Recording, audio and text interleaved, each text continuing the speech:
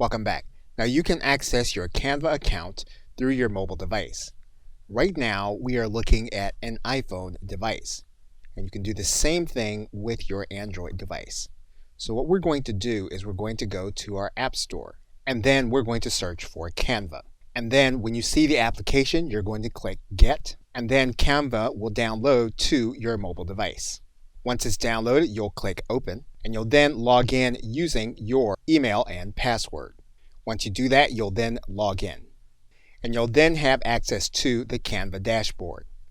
On the right-hand side menu, you'll be able to click the three dots, and you'll be able to create a custom-sized design. To create a new design, you'll click the plus button on the left-hand side, where you can choose the format. In order to see your existing designs, you'll click the right-hand side, and you'll be able to see them in this panel. Once you're in this panel, you'll be able to access the gear. That'll give you access to the upgrade, managing your team, and then the help section.